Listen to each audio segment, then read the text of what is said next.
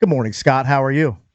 Morning, boys. How are you? Looks like you have a busy day on tap at Scott7 News. You said wakey wakey, day 2 of Commanders training camp. Dan Quinn is talking at 8:30. Then you got practice at 9. Von Miller talks at 10:45 around 11 a.m. So lots happening in Ashburn today.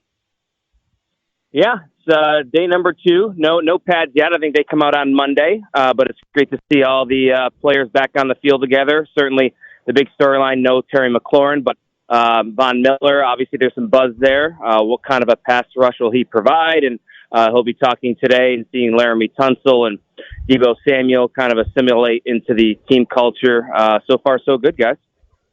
So, yeah, what were you looking for initially yesterday? Obviously, everybody's reporting on Terry and that situation, the stadium, that situation. We got that covered. What about sort of like on the field stuff were you kind of keeping an eye out for?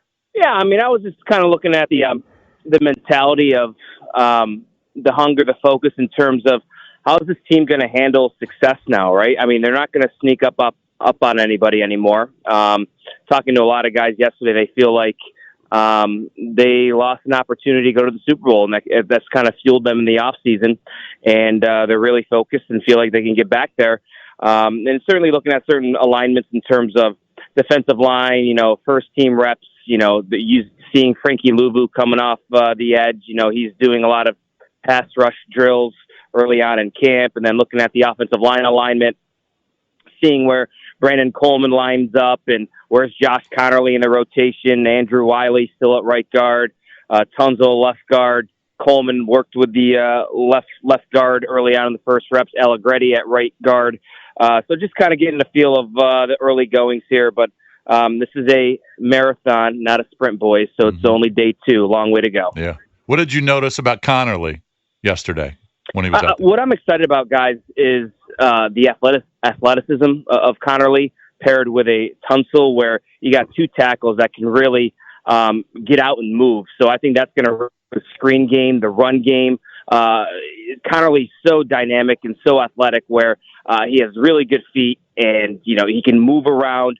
So you want that in a young offensive lineman where in this day and age of NFL, you got to have those linemen that are athletic, can kind of get off the line and do some run blocking on a cornerback or a linebacker, and also on the screen game, get out and run. So, Scott, I saw that you tweeted about Marshawn Latimore being your X factor. What do you expect from him this season?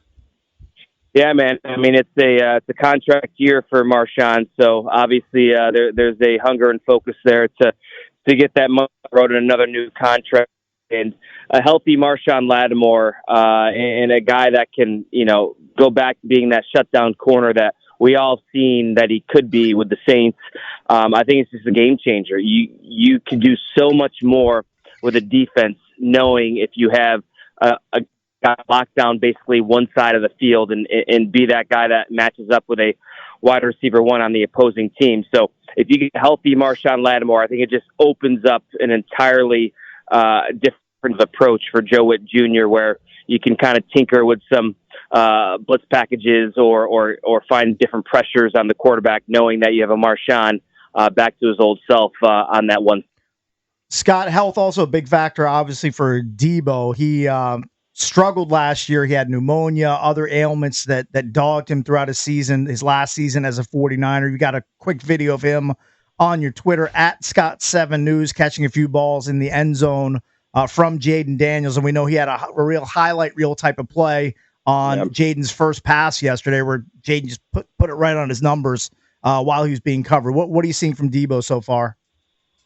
So Deebo, kind of same theme here with the motivation like a Marshawn Latimore. So it's a one year deal here in Washington, kind of a prove it deal, and he has plenty to prove in terms of bouncing back from a disappointing year last year in San Francisco. And I know media was not kind to Deebo during OTAs and minicamp with the so-called weight issues and the lack of speed, but I certainly don't see that, and I think he's poised for a strong season here in Washington.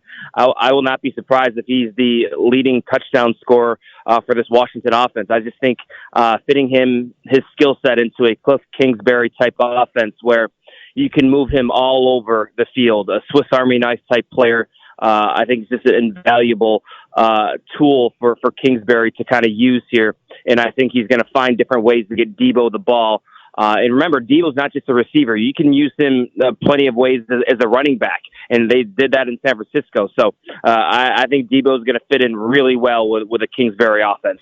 How, on paper, assuming Terry signs eventually, how much better is this roster from top to bottom versus last year? And last year's team went to the NFC Championship. Yeah, I think it's greatly improved, especially on the offensive line. Guys, remember this time last year, I think one of the big question marks was the offensive line.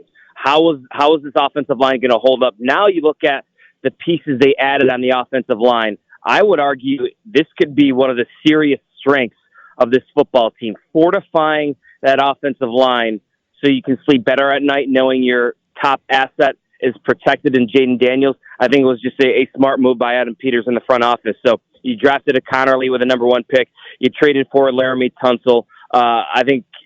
It's surprising to me what Dan Quinn said about Sam Cosmi not ruling him out potentially for a week 1 return. I still find that hard to believe, but it just shows you that the rehab is on track, and getting a Sam Cosmi back in the fold, several games in the season if need be, that's going to be a huge boost. So I think the offensive line is going to be a real strength of this football team. And then you have, of course, EB, you mentioned Deebo Samuel into the offense. And again, my question marks are still going to be on that defensive side of the football. They struggled last year, getting off the field in the fourth quarter, shutting teams down in the fourth quarter. Will they be able to finish? Will they be able to get that closer like Von Miller that they went out and got to maybe get that big turnover, sack fumble, or get a big third down sack? Those are my question marks in the secondary as well. In terms of going into the season. Scott, when they were doing 11 on 11 yesterday, was Von Miller on the 1 team or on the 2nd team? Yeah, he was on the 1 most of the time. They actually used Dorrance Armstrong in the interior with Deron Payne, and they also sometimes had Frankie Louvu coming off the edge on the other side. Again, it's so early. It's so early. They're tinkering. They're figuring out ways where to move people. But you're really not going to get a true sense of the rotational pieces and what they're looking at probably until mid-August. Right. But it's fun to kind of see what they're thinking in the early stages. Scott, thanks as always for the time, man. Enjoy Commanders Camp. Boys, we'll talk to you again soon.